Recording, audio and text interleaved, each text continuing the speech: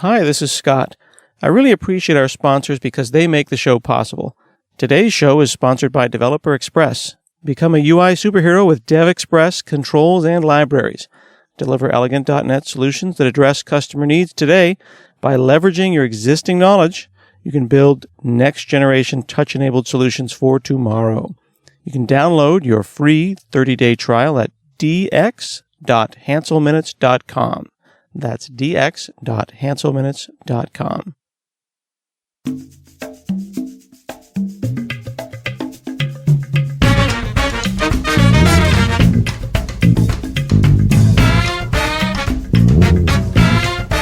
From hanselminutes.com, it's Hansel Minutes, a weekly discussion with web developer and technologist Scott Hanselman. This is Lawrence Ryan announcing show number 462. In this episode, Scott talks with Paul Betts, formerly of GitHub, about building cross-platform desktop apps with Atom Shell.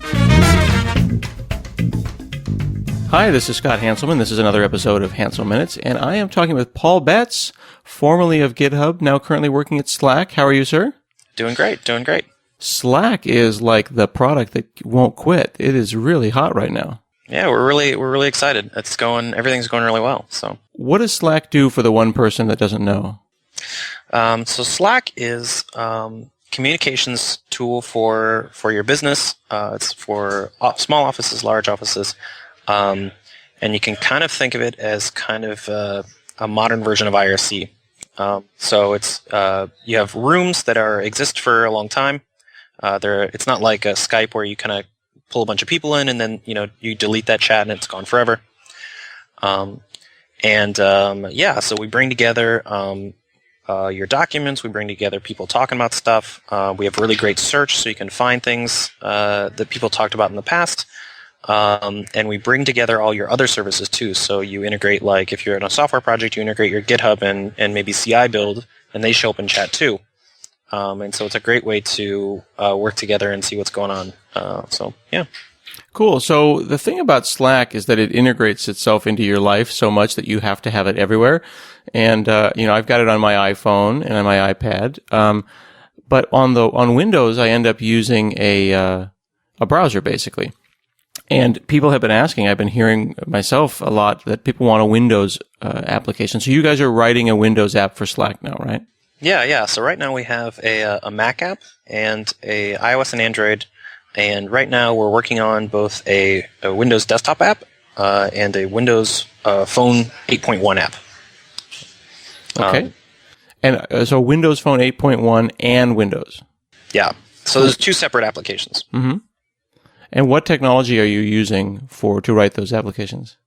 So the Windows Phone application is a pretty standard Caliburn micro application. Uses it's a universal application, but for our initial release it'll be phone only.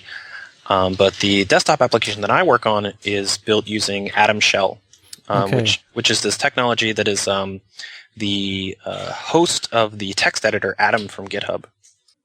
So Atom Shell. So Atom is like it looks like Sublime text editor, like you said. It's the editor from GitHub, and it's all open source. Mm-hmm. Yep. And inside that, is it just a window frame and a browser, or is that oversimplifying things? So Atom Shell is basically they took Chrome the browser, specifically this module that's fairly new to Chrome called a Chromium content module. And so they split kind of like the contents of every tab is split into its own library that you can interact with. You can do all kinds of stuff.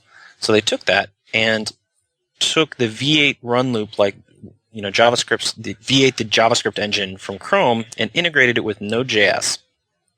And so the effect of that is that you can open the dev tools in Atom or any Atom Shell app and type like require FS, now you can do file system operations, or anything that you can do in Node.js, you can do in Chrome now, in Atom Shell.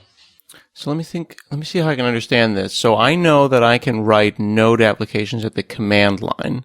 I know that for example, the Azure cross-platform SDK, when I type node.exe, that is a Node app, and I can use require.js against the file system there, right?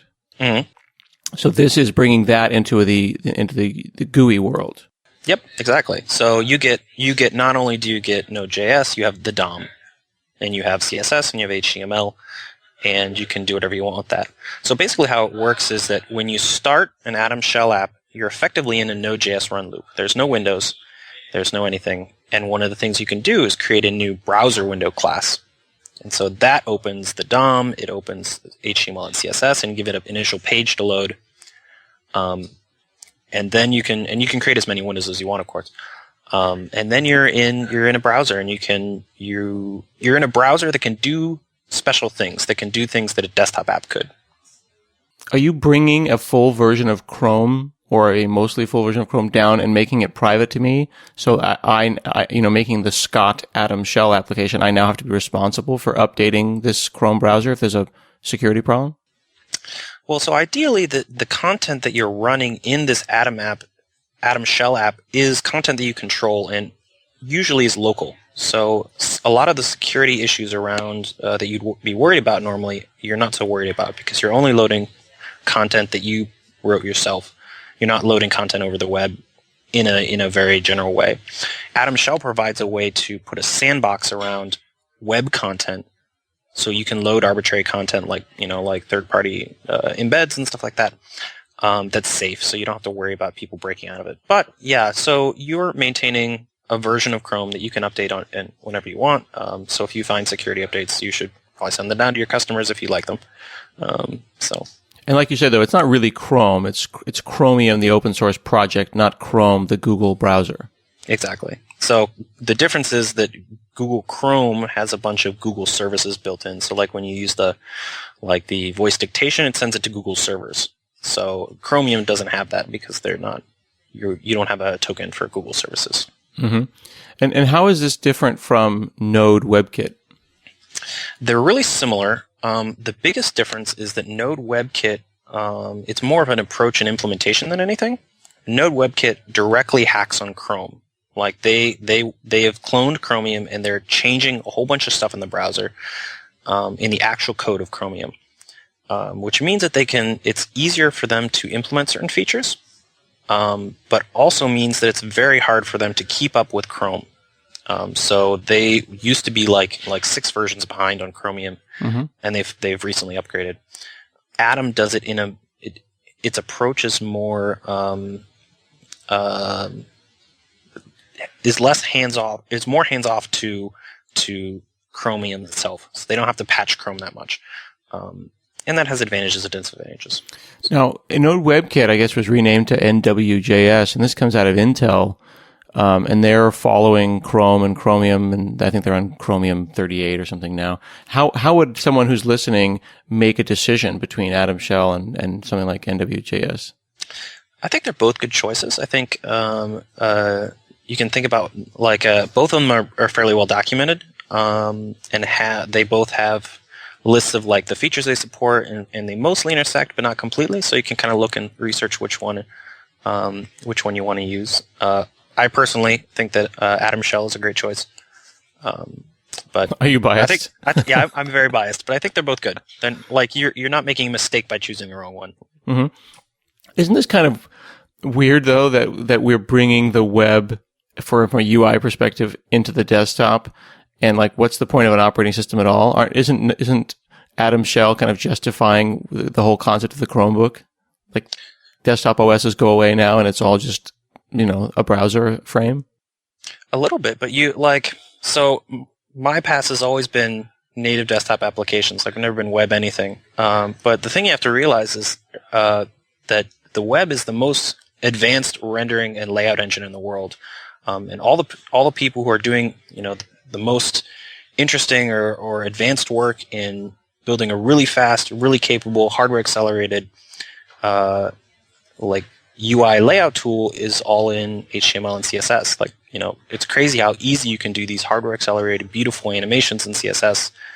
And compared to if I were to try to implement that in native code, it'd be, days and days and days and days. And I can do it in CSS in 5 minutes. That's really interesting because things like, WPF has a very sophisticated compositing engine, and they do a lot of cool graphic stuff. OS X is always including new, Cocoa this and Core that and Metal this to make 3D effects and transparencies and things possible. So there's still work happening in native code or in native or managed code that's not on the web. Like, I don't think the web has completely taken over the rendering engine market, but you're arguing that it largely has. I wouldn't say that they're completely taken over, but I think that it's way easier. Like, the amount of results to effort you get from the web is way more. You get more for the work you put in, basically. Mm-hmm. And when I have this application now, I've got what kind of base footprint? I mean, is this 20 or 30 megs for Hello World because it includes a lot of, includes Chromium, includes the Chromium files. What's my size on disk? Yeah, so that's one of the disadvantages is you get a pretty big app. Now, so we use in the Slack desktop application, we use Squirrel for Windows, which is an install technology that I wrote, and one of the features of it is Delta updates. So once people get it on the box, updates are often really small, like around 500K. So they don't have to download this 60 MB update every single time you send it down. So the auto updater, that's Squirrel, and that's yours? Yep. Yeah. And is that kind of like click once? It's a better click once, and it's also cross-platform? It's a better click once. It's a click once that's more controllable. It's just a library. You can do whatever you want with it. You can do things like, I want to test updates, so I'll point my update server to just a folder on my computer, and then I can run the updates and see what happens.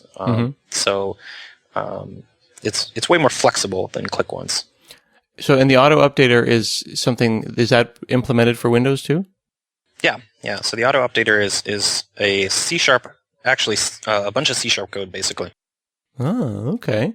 So when you went to Slack, you guys had to make a decision, or what are we going to do? We're going to make this Windows application. We want it to have the best experience ever. Was there something about the Slack application or the Slack way of thinking that said it's obvious to do this with web technology?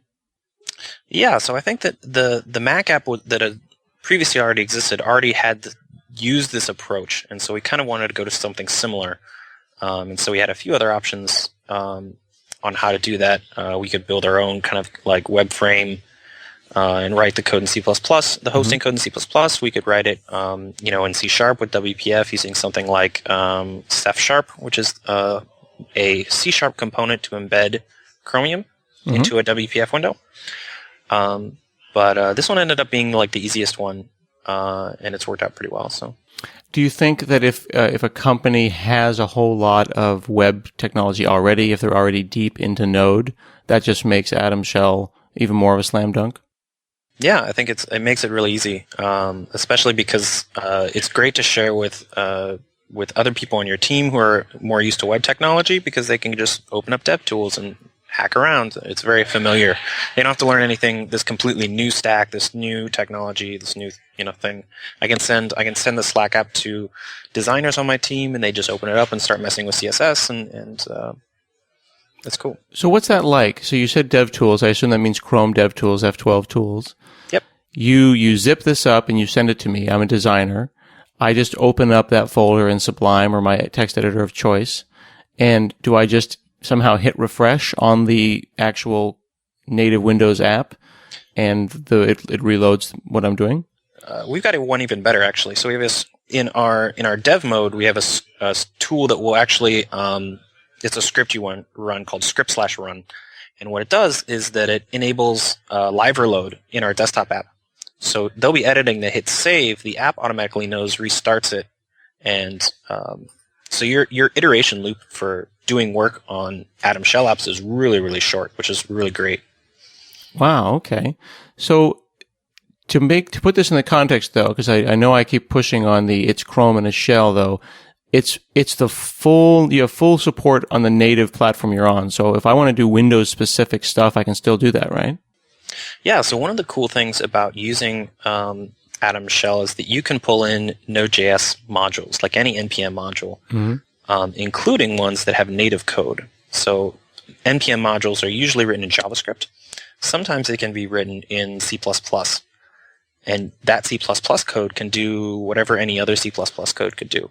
And so including those modules and there's a bunch of useful modules that have already been built for Atom Shell. Mm-hmm. So you can, like, for example, we use one that pulls in the native spell checker in the OS. So, like, you can integrate that module, and from your perspective, it's just JavaScript, but it's written in C++, and they've done a bunch of stuff to bind native code. And so connecting your own native code is a little bit of work, but can be definitely done, and it's not too hard. Hey, this is Scott. You know I like a good community edition. The best things in life are free, and the community license from our sponsor, Syncfusion, will give individual and small business developers access to more than 650 components across 12 platforms, and that includes WPF and Windows Forms, JavaScript, Xamarin, LightSwitch. You can check it all out at syncfusion.com/Hanselman to claim your free license. You know, that's really interesting because I could see doing this the wrong way would be, you know, when I right-click, I get a menu that doesn't quite look native and is a re-implementation of a spell checker when I've got a perfectly good one sitting right here already. It's kind of what we did in Java. I spent a lot of time working in Java in the mid-90s, late 90s, and we were constantly trying to make it look native because it was simply not possible to make it look native. You know, it was like, you know, that right-click menu doesn't look right. Well, it's because it's a fake right-click menu. We drew that. Yeah, that's a lie. You're basically saying use web stuff for what the web stuff is good at, and then use native stuff for what the native stuff is good at. Yeah, exactly. Or being able to pull in like kind of platformy APIs as well, like kind of back-end things that you'd want to do on desktop applications, like putting elements in the notification tray. Like you can put things in there, and that's using C++ code, stuff like that. And balloon toast notifications on Windows, but grunt on Mac. Exactly, yeah. Is it grunt? Is that what the notification system's called? I think it was called growl. Growl, pardon me. See, grunt, gulp, growl. Nobody can keep track. I can. Who knows? One thing, though, that I noticed, though, is that native Node modules are supported, but why is Atom Shell using a different version of V8, the JavaScript engine, than official Node? So Atom Shell always uses the V8 that is bundled with Chrome, which means that the version of Node you run in Atom Shell is a little bit weird. It's patched a little bit to make it compatible with the version of V8. The version of V8 that Node.js proper uses is pretty out of date, actually. And so really, the fork of Node.js, io.js, is trying to fix that and come up to the latest official versions of V8. Is that why that happened? Yep. Well, one of the reasons. It's complicated. TM. It is complicated, but that's interesting, though. So you're saying that the relationship, not the interpersonal relationship, but the technical relationship between Chrome, the browser, and V8, the JavaScript virtual machine, is architected in such a way that it's not optimal, and some people feel strongly about that way. Yeah, and I mean, for the applications that Node uses, it's not super important to keep it, the very, very latest version. Sure. In future versions, Atom Shell is actually switching to io.js, which means that both of these projects will track the latest V8, public V8 version. We should probably have a whole other podcast on that because that's very interesting. By making that decision, it cements io.js as a thing that will be around for a while, but it also makes a very strong technical declaration of we think it should be done this way. Yeah, I think so. I think it's a little bit more just to keep up with the latest stuff. Mm-hmm. Well, you would want the latest stuff. If you have an auto-updating, high-tech, Windows desktop app, you want it to be using whatever the best thing that's available is. Yeah, exactly. So the reason that I brought that up, though, is that Atom Shell uses a different V8 version, is that there's a thing called APM rather than NPM. Can you explain that? Sure. So APM is for Atom the text editor. And APM is a way to install your text editor plugins. That's a little bit different from NPM because they use a different registry. Because it wouldn't make sense to put like my cool Atom UI theme in the NPM registry. That makes sense. And it also does something that is a little bit like obscure, but so when you build NPM modules, it's built against your system Node.js, and we need to rebuild it against Atom Shell's Node.js. And APM handles that, but actually in newer versions of Atom Shell, we want to get away from APM, you having to use APM for anything. APM should just be for Atom, the text editor. Yeah, when I saw that, it was like, gosh, I felt like I was being taken farther and farther away from the ecosystem that has the most support. Like when there's a parallel package manager and a parallel version of V8 and a parallel this, it makes me wonder, like, gosh, if I'm going to bet my company on something like Atom Shell, or at least, bet my app on it, all of these different interdependent pieces and another package manager are those things that I want to have to worry about, because they could go away someday. Yeah. So Atom Shell, the desktop technology, doesn't use APM's package registry at all. It uses NPM, just like everyone else in Node.js world. The only thing, it uses one command to rebuild. It used to. Now it doesn't. Okay.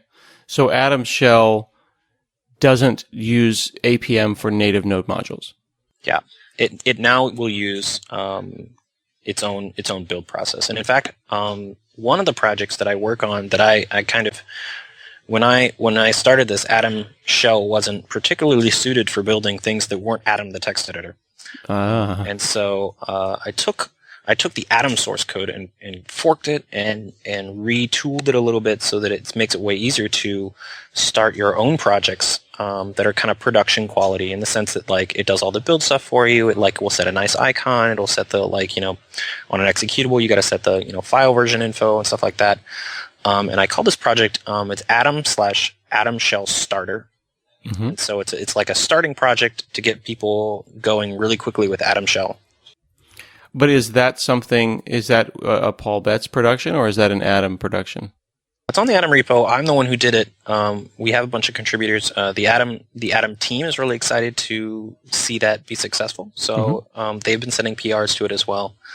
But the reason I brought it up going back is that it handles all this rebuilding native module stuff for you. Like, you don't have to think about it. Like, it just does it. Yeah. So you just say npm install my cool module, and you run the build, and then everything's done for you. Okay, good. Now you said that it is a fork. I took all the build stuff from Atom the text editor and kind of like cleaned it up. Oh, I see. So you kind of combined two things. Yeah. So you don't have to. You can rename the app and set your own names and stuff like that. And it doesn't hard code the word Atom everywhere, basically. I see. So Atom Shell Starter is the file new project. It's the place to start from. Basically. Yeah. And really, people absolutely should start from here, would you say? There's no reason not to. Yeah. Especially because it has that script run that makes it really easy to like run the app, iterate, make a change, run the app, make a change. Mm-hmm.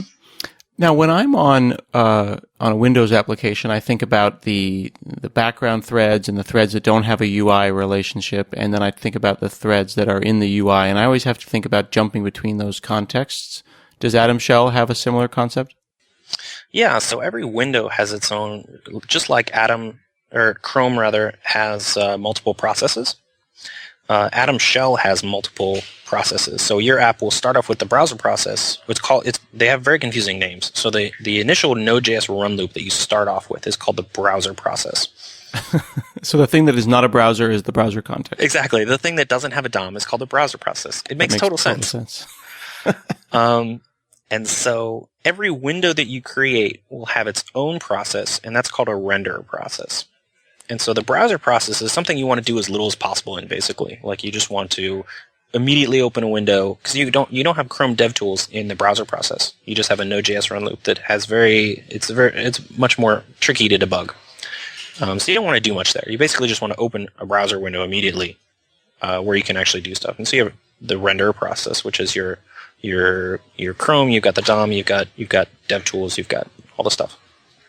Okay, so then that means that your code should probably be in the rendering context, what I would think of as the browser. Yeah, exactly. And so there are a bunch of APIs to talk between them. Mm-hmm. So certain APIs are only available in the browser process. What's an example? Why would I ever want to be there? It sounds like you're saying I should never go there. So an example is, let me think about that. It's like, what's something that I can't, like... Well, like creating other windows is in the browser process. Okay, so it's almost like your main, like, yeah. I mean, it's the place you use to just jump off. You're not going to spend a lot of time there. Yeah, exactly. Okay. What are some great applications that have been written in Atom Shell? There is a group of what are they called? Mapbox. Mapbox is writing their main desktop application in Atom Shell. They're a startup around creating maps. Mm-hmm. Yeah, they're an open source design and data Mapbox.js. Yeah. Yeah. Who else? We're writing I think when Slack releases their Windows application, we will be the biggest Atom Shell application, even bigger than Atom. Really? So this is really kind of a burgeoning thing. This isn't something, for people who are listening, this isn't something that necessarily snuck up on them and they've never heard of it and it's taken over the world, but this is the beginning of something that could potentially be very big. Yeah, it has a lot of potential. I'm really excited about it. Is there a Slack Mac app and Linux app, or are you making all three? The Mac app, we already have a Mac app that was previously written using different technology. Mm-hmm. We actually build the Slack Windows app on all three platforms. Just in case? Yeah, well, in Contact, when they have the second time machine, just in case, they find it in Japan, it's kind of the same thing. Very nice reference there for those of you who did not see the movie Contact. Well, it's a big spoiler alert here now, Sorry 10 years that. Later. Yes, for those of you who were not around in the early 2000s watching that Jodie Foster movie, there is a second time machine, so be aware. Yep. Spoiler alert. Because the Mac app for us is because we have to do a bunch of other Mac stuff in the company. It's way easier to develop on Mac for us just because we don't have to boot into a VM and stuff. So we develop our Windows app on Mac, and we also have the Windows app that runs on Mac, and it also runs on Linux too.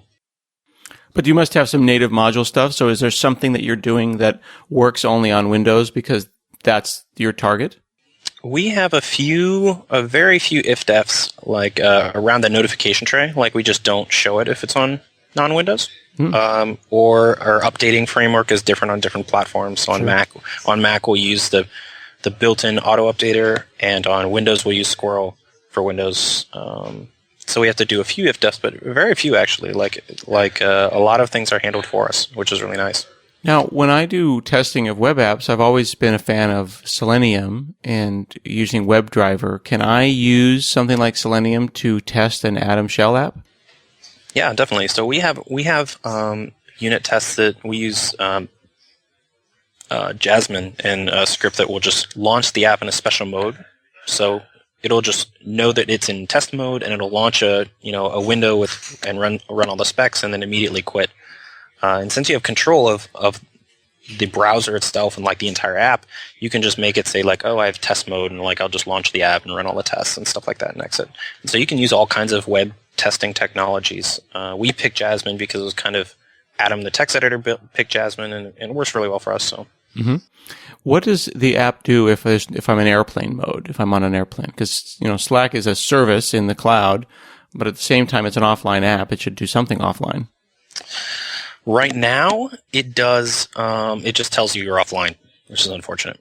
What do you think it should do, and what would an Atom Shell app do if it's offline? I mean, Atom the editor works fine offline. Yeah, so most Atom Shell apps are not going to be a frame for web content. Mm-hmm. So we're kind of a unique Atom Shell app.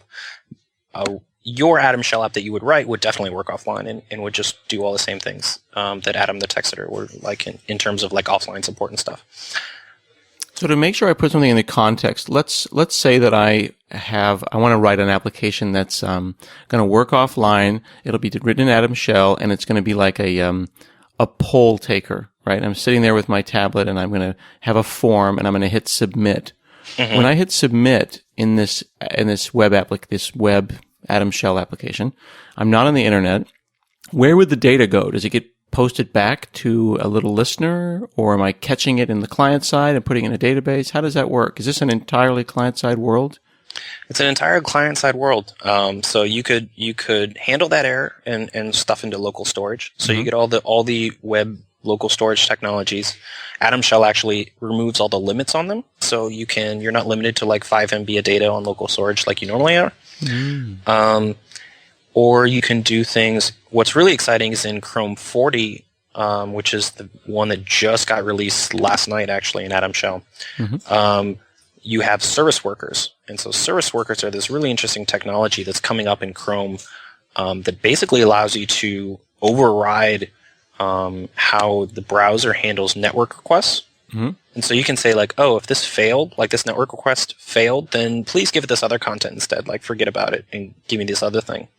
Or you can say, like, oh, I would like to, for this request, I want to do the caching and have custom behavior.